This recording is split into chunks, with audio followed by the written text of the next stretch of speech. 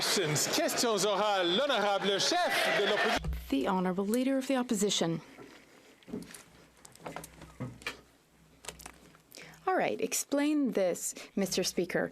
The Bloc Québécois leader voted in favour of a Liberal motion to increase taxes. Then, that same day, he tweeted that the tax also significantly impacts the savings, the lifelong savings of retirees. Now, he's against it. He wants to change things in committee, but the motion will not be sent to committee. The tax will be implemented in 1 week. Can the Prime Minister explain to his Liberal coalition colleague, Liberal Bloc coalition colleague, the Prime Minister explain to him how Parliament works? L'honorable Président. The Honourable President of the Treasury Board. Mr. Speaker, in the 2024 budget, we put forward a plan, an economic plan for our country. On the other side of the House, they don't have a plan, Mr. Speaker. Mr. Speaker, we have a plan for the economy, for families, for seniors, for children. Them, though, they do not have a plan, not at all in the slightest. I hope that everyone will vote in favour of our plan, and do so this week. L'honorable chef. The Honourable Leader of the Opposition. Pardon, parti. Yes, but it's a supposedly sovereignist party. The Bloc Québécois, they want to take money from Quebec's entrepreneurs, Quebec's farmers, Quebec's home builders, Quebec's doctors, and they want to take that money and hand it over to the Liberal government, the centralizing, massive Liberal government. How's that possible? How does that make sense? It's not common sense, Mr. Speaker. The Honourable Minister of Public Services and Procurement. Thank you, Mr. Speaker. Can the Conservative leader who loves to insult others, can he explain the common sense that someone who earns $500,000 in capital gains should pay less in taxes than a nurse who earns $50,000 a year? Can he explain his nonsense, his non-common sense? Why does he want middle-class families to pay more taxes than those who make huge profits through capital gains? Mr. Speaker, we always knew this Prime Minister was not worth the cost after 9 years, but now his carbon tax cover-up has been exposed. We forced him to release data showing that in addition to the higher bills at the pumps and on home heating that Canadians directly pay in the tax, there's also going to be a $30 billion a year hit to our economy. That's $1,800 in lost wages and higher prices for Canadian families. Now that we've caught them hiding the true cost of their tax, how can we believe anything else they say about any other tax hike? The Honourable Minister for the Environment and Climate Change. Thank you, Mr. Speaker. Well, facts are facts, and the facts are that 8 out of 10 Canadian families get more money back from carbon pricing than they pay. Facts, Mr. Speaker, climate change is going to cost Canadians $35 billion by 2030. In fact, right now, Eastern Canada is seeing the second heat wave before the summer has even started. People are being evacuated in Northwest Territories. What's the Conservative response? Let the planet burn. It's immoral, Mr. Speaker. We won't have it on this side of the House. We will work with Canadians. We will help them. We will be there for them. Unfortunately, not the Conservative Party of Canada. The Honourable Leader of the Opposition. Mr. Speaker, the fanatical rhetoric of that extremist minister won't change anything. The reality is that nor will his carbon tax change the weather. His carbon tax is not going to eliminate a single forest fire, a single drought, a single heat wave. All it will do is turn up the heat on Canadian taxpayers. Now we know that their 8 and 10 talking point does not include a $25 billion hit to the economy, which works out to almost $2,000 in lost wages and higher prices for families. Again, if they've been hiding this, what else are they hiding about their other tax hikes? Yeah. The Honourable Minister of Natural Resources and Energy. Thank you, Mr. Speaker. I noted last week my colleagues' newfound interest in what economists have to say. Will 300 economists across this country actually validate the fact that 8 out of 10 Canadians get more money back? What is appalling, Mr. Speaker, is the complete disregard and ignoring the effects of climate change and the costs of climate change. I don't know whether the honourable member is a climate denier or whether he just doesn't think climate change is very important, but his willingness to compromise the future of our children is absolutely appalling. The Honourable Leader of the Opposition. And now that we've caught them covering up the real cost and who will pay their carbon tax, it raises the question about their job-killing tax on home builders, health care, small business, and farmers. The president of real estate company RE/MAX said it's not true that just the rich will pay. It will penalize average Canadians. The Canadian food professor says that farmers will pay, which means anyone who eats will pay. Right. So, Mr. Speaker, why won't they just clear all this up and accept an amendment to their capital gains tax hike to exclude anyone who's making less than $120,000 in income from paying a single cent in higher tax? The Honourable President of the Treasury Board. Mr. Speaker, actually a new report out today says that housing starts are up, Mr. 10%. Speaker, by 10%. 10%. We are now on track to build over 50,000 housing starts this year, compared to when the Leader of the Opposition was the housing minister. How many housing units were built, Mr. Speaker? Count them. That'd be 6, Mr. Speaker. I wonder about those stats, Mr. Speaker, and on this side of the House, we actually have a plan to build housing, and they continue to go up, Mr. Speaker. Thank you.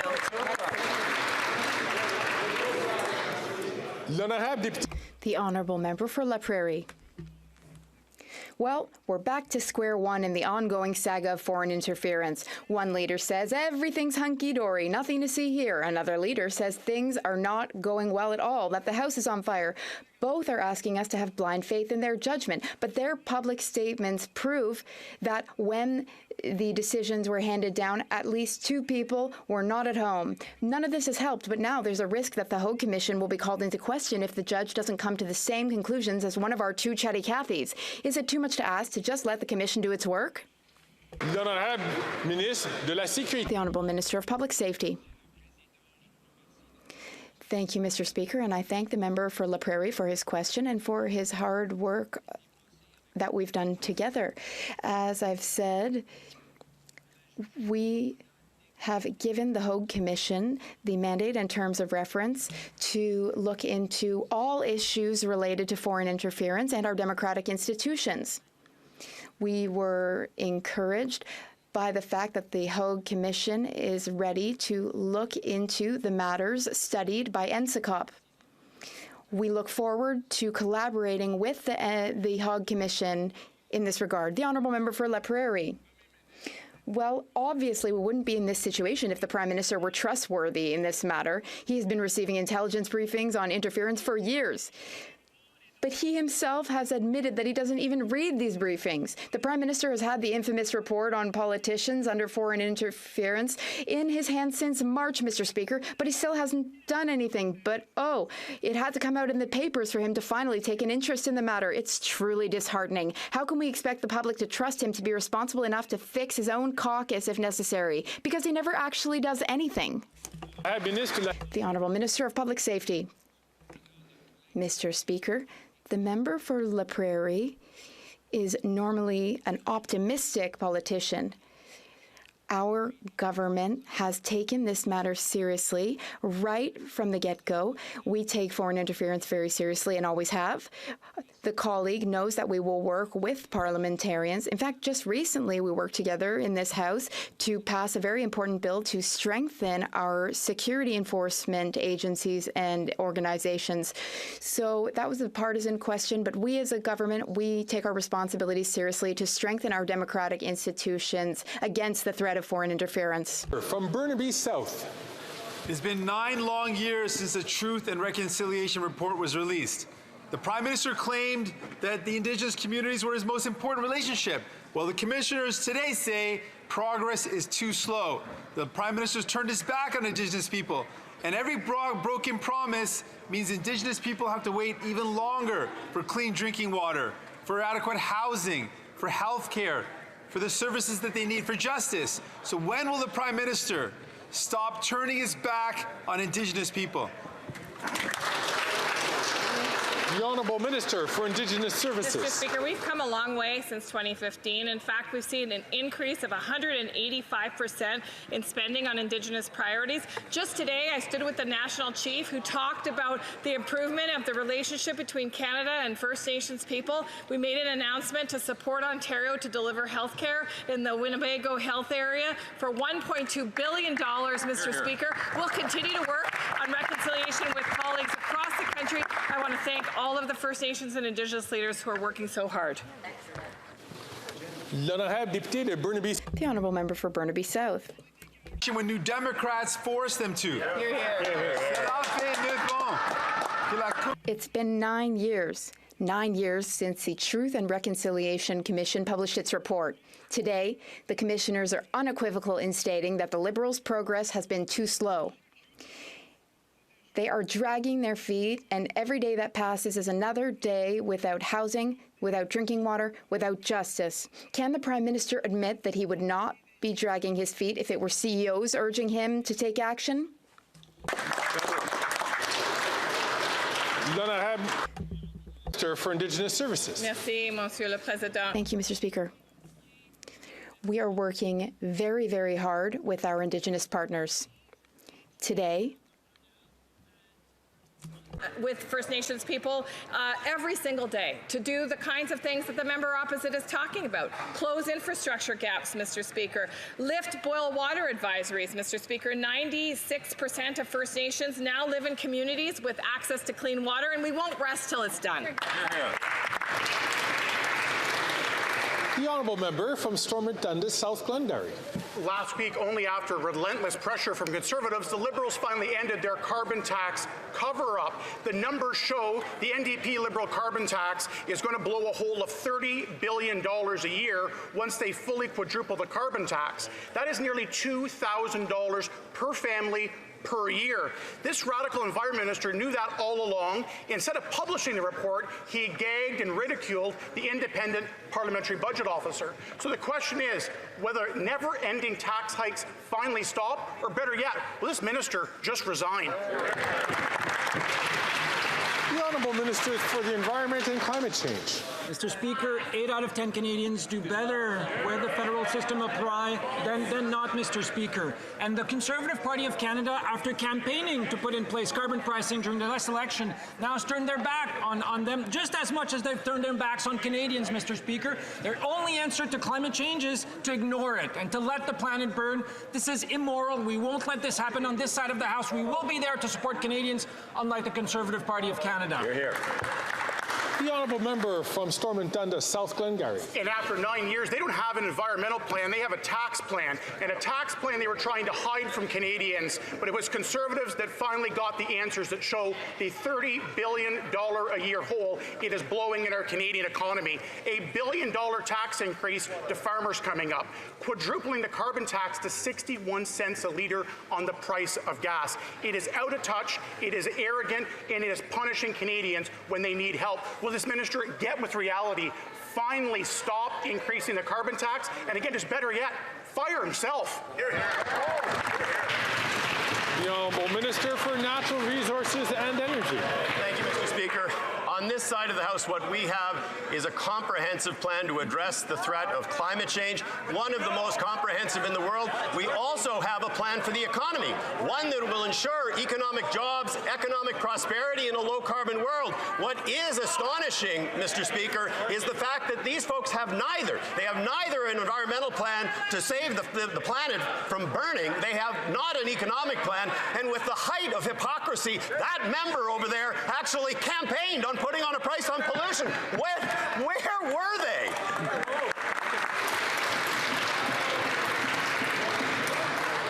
The Honourable Member from Dufferin-Caledon. Liberals knew that the carbon tax was costing Canadians billions of dollars. They knew, and they covered it up. The cost, $25 billion a year. That works out to $1,800 each and every year cost for every single Canadian family. You wonder why it's hard to pay for things? This is why. If the average Canadian went into work and lied and covered something up, they'd be fired. Will the Prime Minister fire this radical environment minister who tried to cover this all up from Canadians? He's a failure. The Honourable Minister for the Environment and Climate Change. Mr. Speaker, if anyone should resign in this House, it's the people who are misleading Canadians about the benefit of carbon pricing. $25 billion of less pollution in this country because of carbon pricing. We have a plan to work with Canadians to help them better prepare to face the impacts of climate change.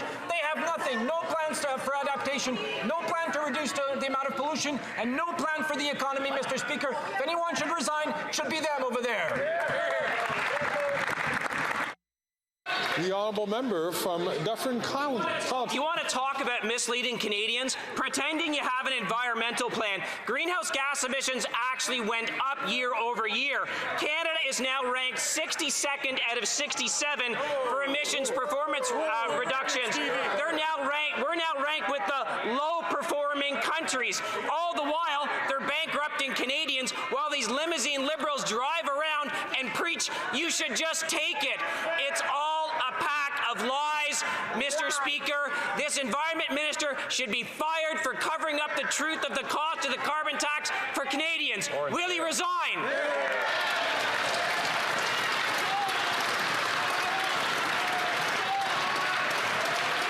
The Honourable Minister for the Environment and Climate Change. Mr. Speaker, I would invite the member to update his speaking notes, which date back to many months.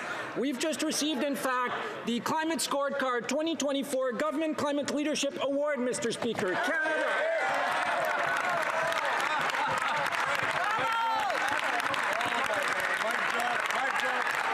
One of the best performance in terms of greenhouse gas emission reduction since 2019 in all of the G7, Mr. Country, something that never happened under the Conservative government of Canada, that will never happen under a Conservative government of Canada.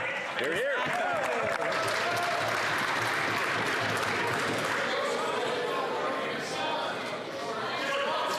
L'honorable député de Mégantic. The Honourable Member for Mégantic-L'Érable. The radical environment minister must resign or be fired. End of story. First, he misled Canadians by falsely claiming that the carbon tax was good for Canadians from a financial standpoint. Then he hid a study from Canadians, a study conducted by his own department, which proved the opposite. When the budget officer found out, the minister gagged him by preventing him from releasing it and referencing it, and then he tried to ruin the PBO's reputation. The report is clear, though. The economic damage of the carbon tax will cost Canadian families almost $2,000 a year. When will the minister be fired for his economic extremism? The Honourable Environment and Climate Change Minister. Mr. Speaker, if someone should resign from this place, it's the member who just spoke, who last campaigned saying that he would price pollution, that he would fight pollution. Now he's turning his back on his own promises. On that side, they have no plan for Canadians, no plan for the environment, no plan to fight climate change. No plan at all. The Honourable Member for Mégantic-L'Érable. Well, you know what he did, Mr. Speaker? He desperately tried to hide the fact that Quebecers are paying a very high price for the federal carbon tax, and they're doing so with the support of the Bloc Québécois. Despite his claims that Quebecers are not paying the carbon tax, his own figures, which the Conservatives forced them to reveal, tell a very different story. The report that he was so determined to hide shows that the economic cost of the carbon tax is $5 billion for Quebec. $5 billion for Quebecers. Seems to me that that's 5 billion reasons, good reasons, that the minister should resign. The Honourable Minister for the Environment and Climate Change. Well, it's interesting to see the Conservative Party of Canada continue to demonstrate and prove their total ignorance when it comes to climate change. The member just now turned around. He should turn around and talk to the member behind him, who was part of the Quebec provincial government when it implemented a pollution pricing system well before Ottawa did. And the member knows full well that our carbon tax does not apply in Quebec. It applies elsewhere in the country. The Honourable Member for Avignon-Lamitis-Matane-Matapédia. This week, the forecast is predicting perceived temperatures of 45 degrees this week. 45 degrees, not in Arizona, though, right here in the south of Quebec. The planet is getting hotter and the climate is changing. Meanwhile, the federal government still intends to offer $83 billion in tax gifts to big oil over the next 10 years. Not money for a just transition away from oil, but in fact money to cover up the impact of increased production. While Quebec burns, Ottawa is financially contributing for another 10 years of increased production of dirty oil. Isn't it time to put an end to it? The Honourable Minister of Environment and Climate Change. Thank you, Mr. Speaker, and I thank my honourable colleague for her question. She understands how important it is to fight climate change. However, I disagree with the premise of her question. Canada is the only G20 country, Mr. Speaker, to have cut subsidies to fossil fuels, and we did so 2 years earlier than any of our G20 partners. We even went even further. We committed to cutting subsidies to Crown corporations and any corporations that contribute to fossil fuels, and we will complete that commitment by the end of this year, Mr. Speaker. The Honourable Member for Avignon, La Métis, Matane, Matapédia. It's 45 degrees in the south of Quebec, and Environment Canada is predicting an abnormally hot summer.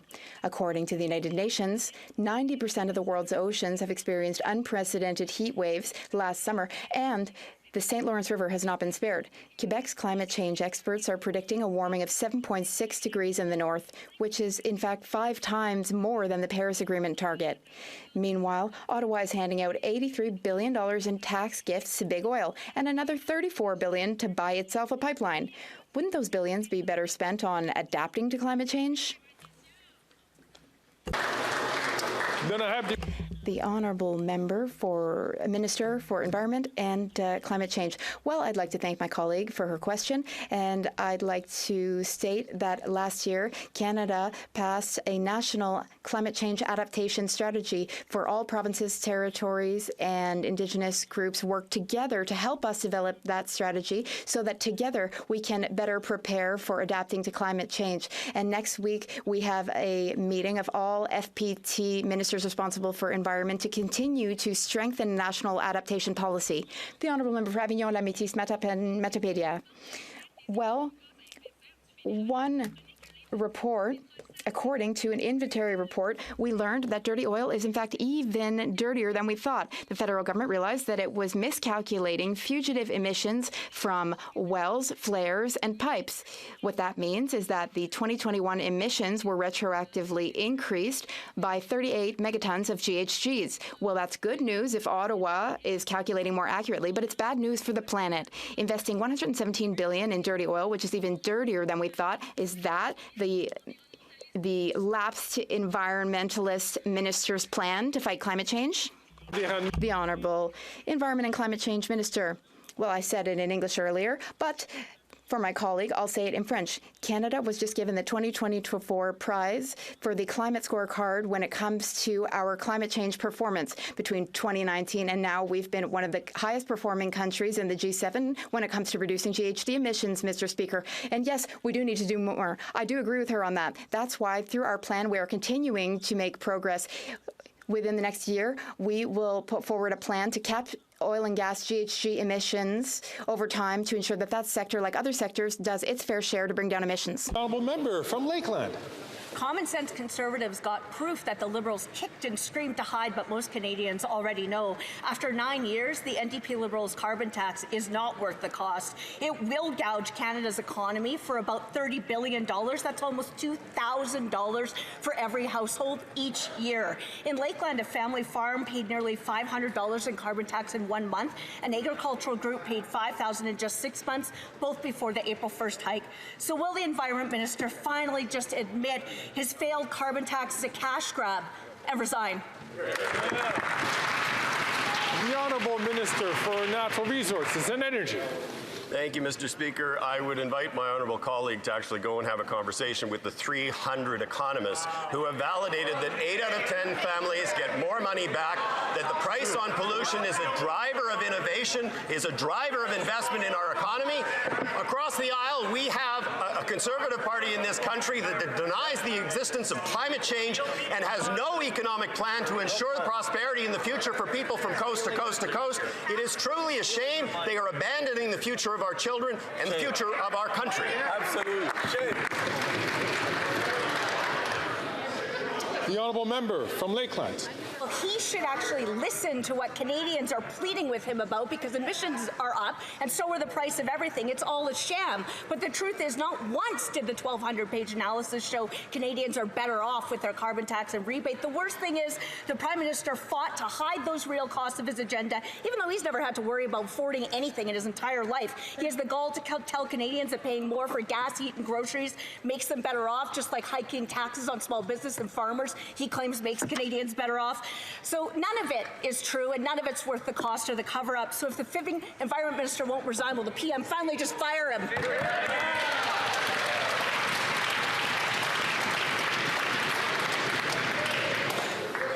The honourable member is an experienced member, and that is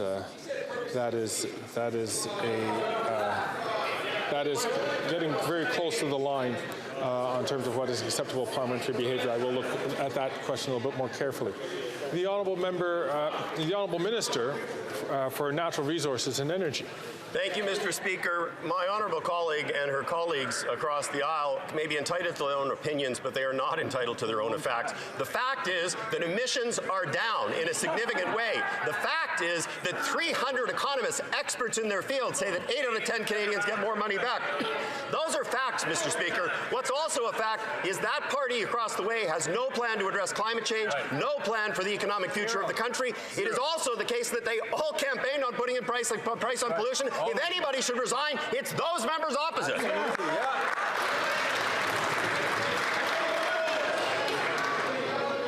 The honourable member from Bow River. Thank you, Mr. Speaker. The fix is in. Last week, Conservatives forced the reveal of the secret report that the Prime Minister and his carbon tax-obsessed Environment Minister covered up, confirming that carbon tax costs families almost $2,000 per year, and every year $30 billion in lost economic productivity. Liberals are so desperate to hide the truth, they publicly smeared and gagged the independent budget officer. When will a Minister of Economic Environment Vandalism resign, or better yet, get fired? The Honourable Parliamentary Secretary. Thank you, Mr. Speaker. And that question, I believe, has been asked and answered several times already today. My question for the Conservatives is, why should a dollar earned from working, whether it be as an insurance broker, as a fish plant worker, as a construction worker, as a cashier, Mr. Speaker, why should a dollar earned from working be taxed higher than a dollar received as a profit from the sale of an investment? Why is it that a person flipping burgers pays a higher tax rate than a person flipping stocks, Mr. Speaker?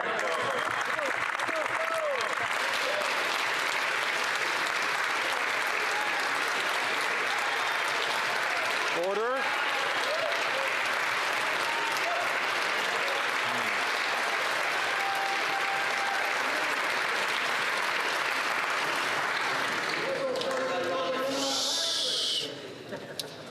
The honourable member from Nunavut. The more Inuit regain their pride, the more identity fraud we see. The problem is being made worse from inside the Prime Minister's caucus. The Parliamentary Secretary of Northern Affairs recently said her government would recognize the constitutional rights of NunatuKavut, despite the court ruling differently. Johannes Lamb, President of NunatuKavut, has called for the demotion of the Parliamentary Secretary. Will the Prime Minister show his commitment to Inuit and protect legitimate communities from identity fraud? Hear, hear. The Honourable Minister for Northern Affairs. Mr. Speaker, I thank the Honourable Member for the very important question.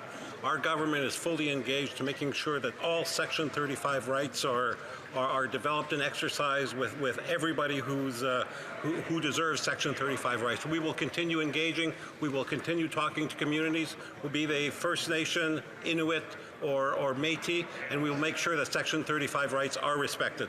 Hear, hear. The honourable member from Courtenay, Alberni. Mr. Speaker, in Union Bay on Vancouver Island, a massive ship full of toxic chemicals is being broken up in the high tide zone, in the same waters that half of BC shellfish come from.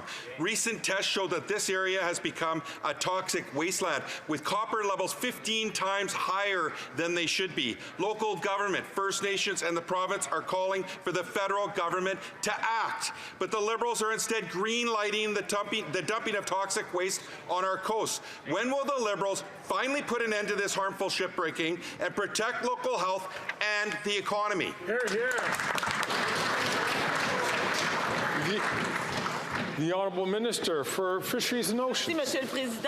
Thank you, Mr. Speaker. Our government is very aware of the environmental impact and community impact that abandoned ships can have for Canadians. Fisheries and Oceans Canada is committed to reducing the number of abandoned vessels, cooperating with port authorities and communities. DFO efforts have been ongoing since 2017. Over 580 dangerous ships have been dealt with. Following guidelines, we all have a role to play to ensure the safety of our maritime ways, Mr. Speaker. The Honourable Member from Humber River, Black Creek. Thank you, Mr. Speaker. Canadians from across the country are concerned about the rising levels of auto theft. This is an issue that our government takes very seriously, and we have taken meaningful action to combat it. Yesterday, our government announced the deployment of a mobile X-ray scanner in the GTA to combat auto theft. This scanner will enable the CBSA to recover even more stolen vehicles and help our law enforcement partners to crack down on crime. Can the Minister of Public Safety, Democratic Institutions and Intergovernmental Affairs tell Canadians about the action our government is taking in the GTA to combat auto theft? Excellent. The Honourable Minister of Public Safety. Mr. Speaker, I want to thank our colleague from Humber River, Black Creek. Yesterday's announcement adds to multiple measures our government has taken to counter auto theft and crack down on organized crime. The deployment of an X-ray scanner is an important step in combating auto theft and organized crime, not only in the GTA, but right across the country. The scanner will allow law enforcement to intercept stolen vehicles before they go to ports to leave Canada. While Conservatives were in power, they cut the CBSA, and their capacity to counter organized crime will continue to crack down on organized criminals.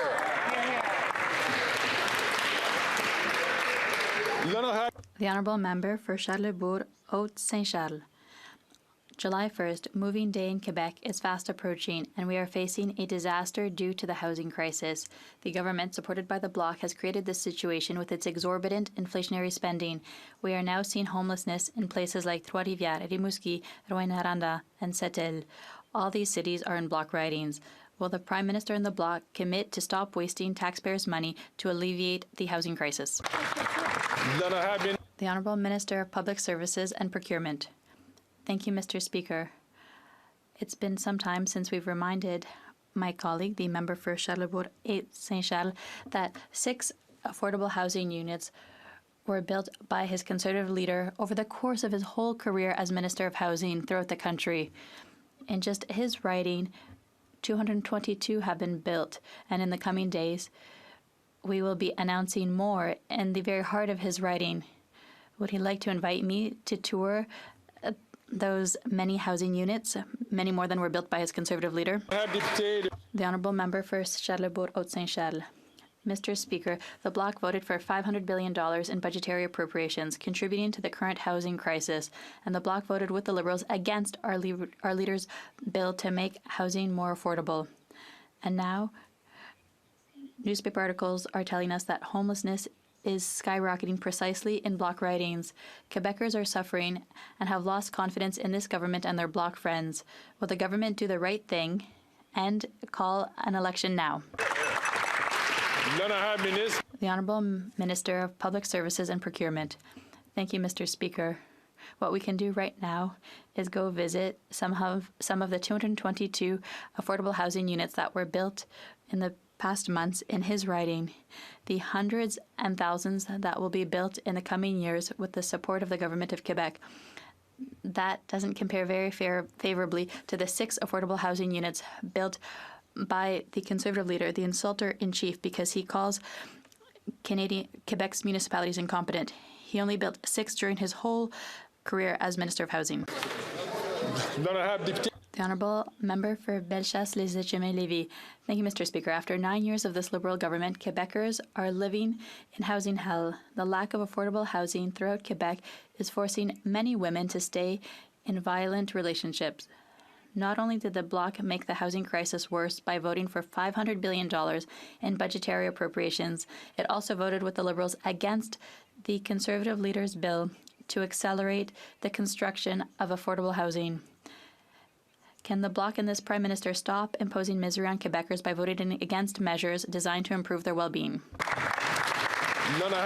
The Honourable Minister of Procurement and Public Services.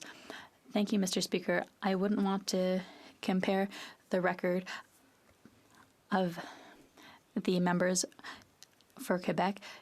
In this member's writing, there were 250.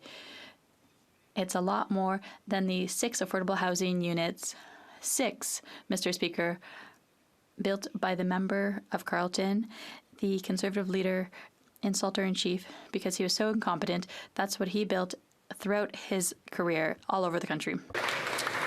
The Honourable Member for Chicoutimi-Le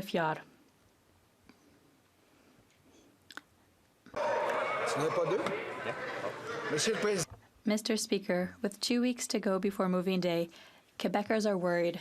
Many of them have to look for new housing. In Saguenay, some families think they'll end up on the street because of soaring rent costs. Despite this, the Bloc and the Liberals voted against our common sense bill to make housing more affordable. The Bloc even supported the government and voted for the $500 billion in budgetary appropriations that contributed to the housing crisis.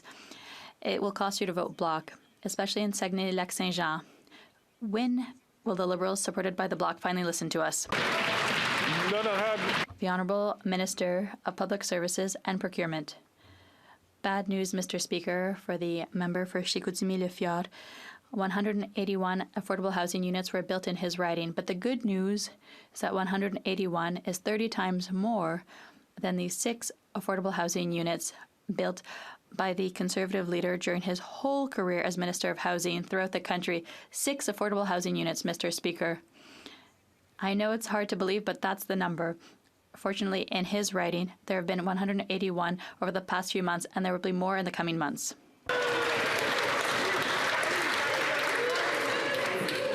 Order. À l'ordre. Order. The Honourable Member for Thérèse de Blainville. Quebecers are rallying against the $145 million cut to our labour force training.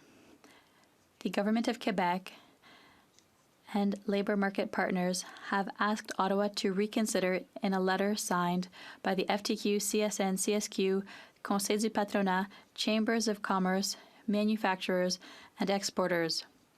All speak with one voice. The Minister of Labour was due to meet his counterpart today. Will he announce that he is cancelling the cuts? The Honourable Minister of Tourism. Yes, thank you. I thank my colleague for her question. Listen, it's extremely important that our government invest in training. We are making historic investments in training, and we will continue to work with businesses throughout Quebec. That's what we're doing, and we are collaborating very well with my colleague, the Minister of Labour, who is investing record amounts in training, Mr. Speaker. The Honourable Member for Thérèse de Blainville. The Liberals have a pattern. They give without counting the cost when it comes to oil companies or untendered contracts to the McKinseys of this world. But they count their pennies when it comes to helping employ the unemployed, young people, people living with disabilities, and more. Their $145 million cut represents 16% of federal labor transfers to Quebec. It doesn't make sense. The government must reverse course. Will it do so? The Honourable Parliamentary Secretary. Mr. Speaker, our government is making record investment to create record jobs, $50 billion in the auto sector alone, creating tens of thousands of jobs. We are also investing record amounts in skills training, billions of dollars each and every year, labor market transfers to the provinces, sectoral workforce programs, doubling of the UTIP union training, $1 billion supporting annually for apprentices. No government has delivered more for training and jobs than this Liberal government. Thank you.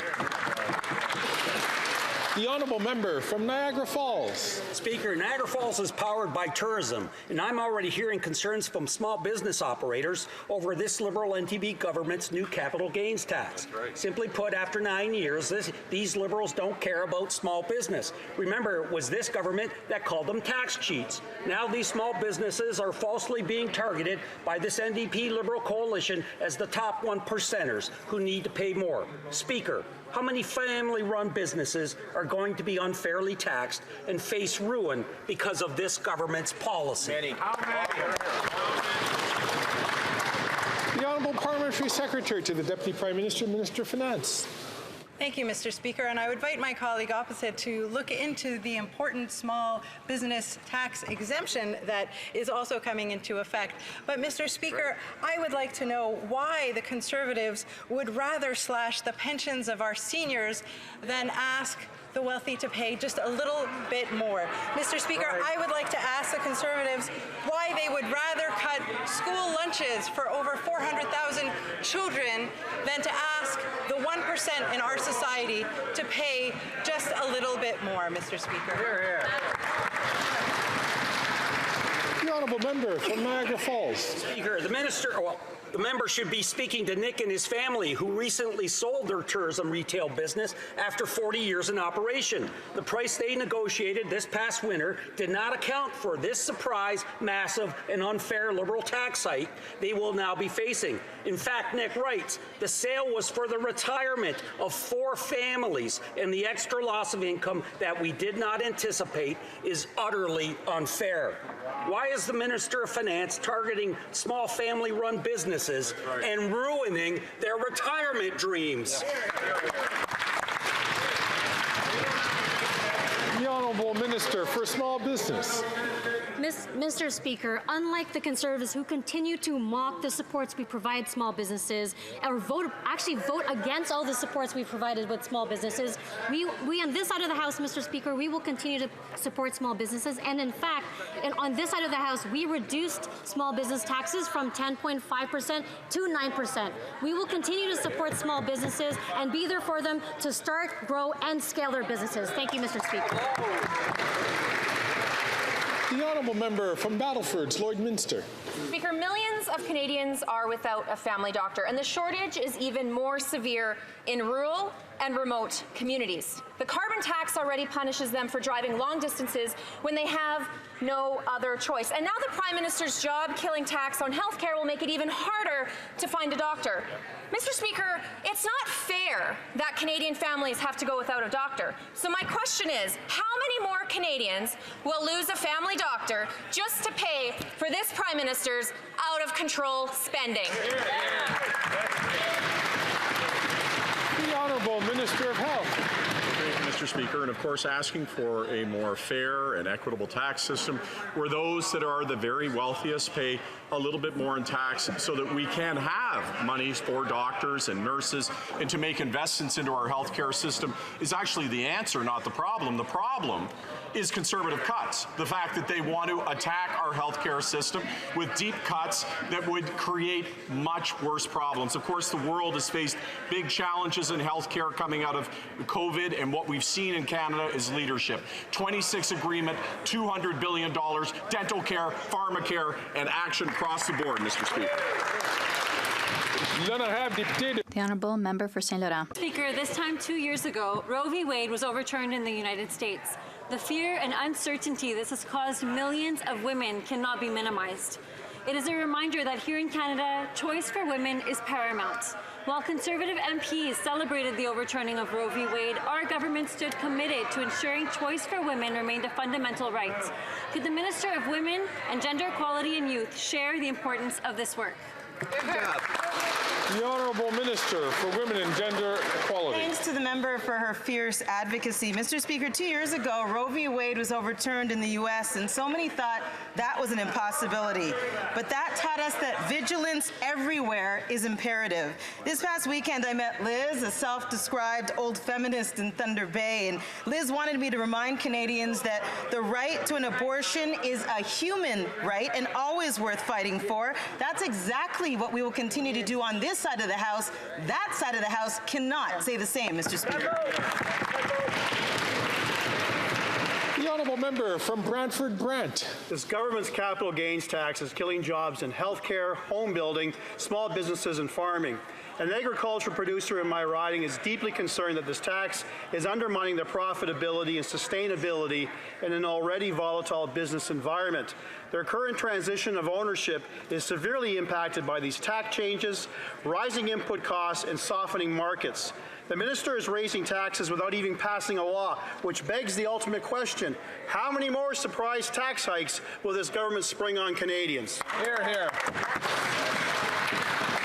The Honourable Parliamentary Secretary to the Minister of Finance and Deputy Prime Minister. Thank you, Mr. Speaker. And I would just like to make very clear one important point, and that is the changes that we have introduced in the budget are not going to affect the paychecks of Canadians. They just are not. If you take home a salary, Mr. Speaker, anybody taking home a salary in Canada is not going to see a change based on what we have presented for the capital gains, Mr. Speaker. In fact, what we are asking is those who don't make a salary, who have their money working for them, Mr. Speaker, who make incredible profits on the investments that they sell, they will be paying a little bit more. The Honourable Member from Charleswood, St. James, Assiniboia, Headingley. Anti-Semitism has become a plague on university campuses. Hamas sympathizers camping out at McGill are promoting the Revolutionary Summer program, featuring images of keffiyeh-clad fighters brandishing machine guns. It's appalling, Mr. Speaker. Summer camps used to be about campfires and canoeing.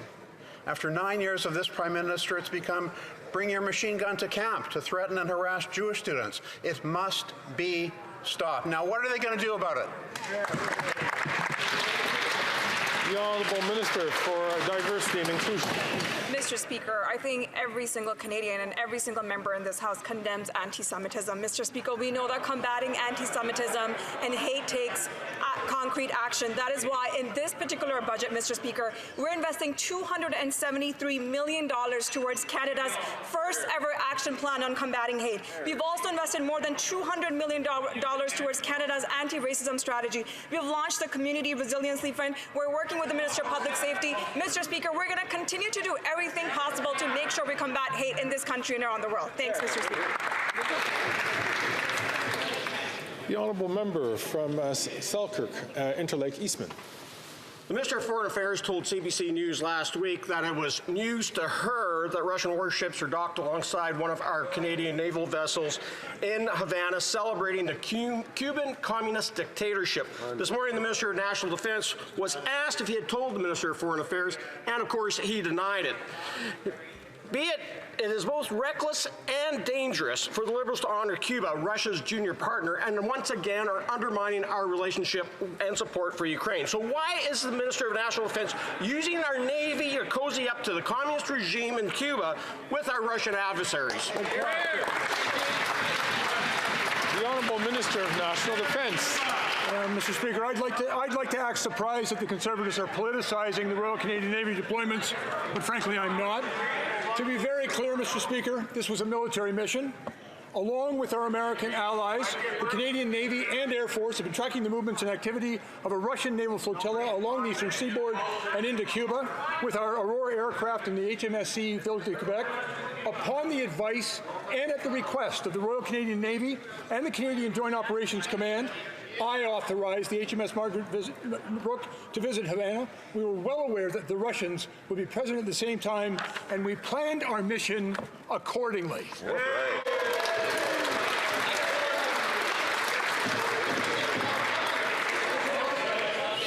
The honourable member from Vaughan Woodbridge.